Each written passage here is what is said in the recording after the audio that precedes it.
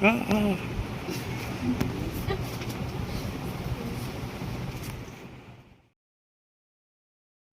12 का chapter number first आप लोग को हिंदी में पढ़ा रहे हैं, जिसका नाम है बातचीत। आप लोग को याद करने का तरीका आप लोग को बताया थे कि बाल कृष्ण भट्ट एक दिन मोबाइल पर बातचीत कर रहे थे और करते करते गए, तो वहीं से नाम हो गया क्या, बाल कृष्ण भट्ट। बातचीत करते करते भटक गए, कौन जी, बाल कृष्ण भट्ट। तो सबसे पहले हम लोग इसमें से देखते हैं कि ये बातचीत के लेखक कौन है, तो बाल कृष्ण भट्ट है।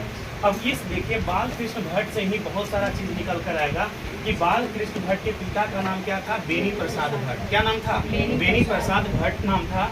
और इनका निवास स्थान कहाँ था, तो इलाहाबाद यूपी में। कहाँ था, इलाहाबाद यूपी में था।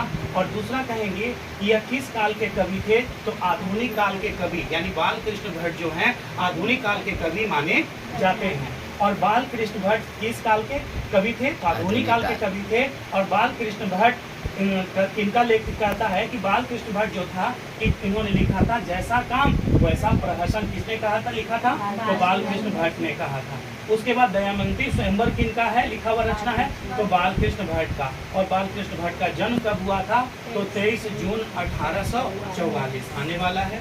23 जून 1800 नहीं, बीत चुका है। अब अगला कहेंगे हम लोग कि बातचीत किस विधा की रचना है, तो कहेंगे ये बातचीत जो है वह निबंध है। क्या है, निबंध है।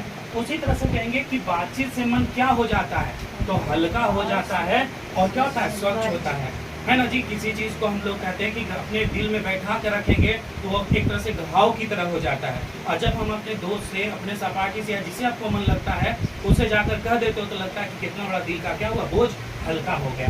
उसी तरह से कहेंगे बातचीत से मन क्या हो जाता है, हल्का और स्वच्छ हो जाता है। नाटक के आरंभ में जो मंगल पाठ होता है उसे हम लोग नांदी पाठ के नाम से हम लोग जानते हैं। किस नाम से जानते हैं, नांदी पाठ के नाम से हम लोग जानते हैं। और संवाद में सबसे महत्वपूर्ण क्या है, तो कहते हैं आत्मीयता है। क्या है, आत्मीयता है। असल बातचीत कितने लोगों के बीच होती है, ये किसने कहा था, तो एडिसन ने कहा था कि अच्छी बातचीत जो होती है वो दो लोगों के बीच बातचीत होती है। दो लोगों के बीच बातचीत को क्या कहेंगे, अच्छी बातचीत, यानी कहेंगे अच्छी बातचीत कहते हैं। ठीक है, असल बातचीत कहते हैं। अगर बोलने से ही मनुष्य का क्या हो जाता है, साक्षात्कार हो जाता है। ये किसने कहा था, तो बेन जॉनसन ने कहा था। क्या कहा था, बेन जॉनसन ने कहा था। बाल कृष्ण भट्ट किस युग के निबंधकार थे, तो भारतेंदु। जब काल जैसे ही कहे तो भारतेंदु युग कह देंगे।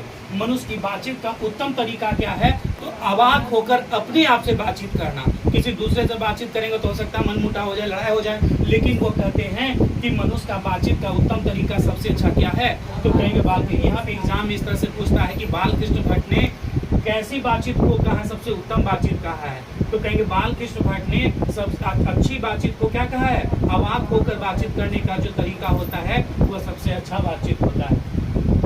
संयोजिता स्वयंवर किसकी रचना है, तो श्रीनिवास दास की है। किसकी है, श्रीनिवास दास की रचना है। उसी तरह से कहेंगे कि इनकी रचना, मतलब कि इनकी बाल कृष्ण भट्ट की रचना है रेल का विकट खेल। रेल में हम लोग जाते हैं तो हो ही जाता है विकट खेल। जब अगर सीट नहीं मिलता है तो कभी देखो कि ऊपर से चढ़कर चल जाएगा बाथरूम, कभी नीचे से चल जाएगा कहीं बाथरूम, कभी कहने से हिल जाएगा, कोई गारंटी है कर नहीं होता है। तो कहती है ना, क्या कहता है कि रेल का हो गया विकट खेल।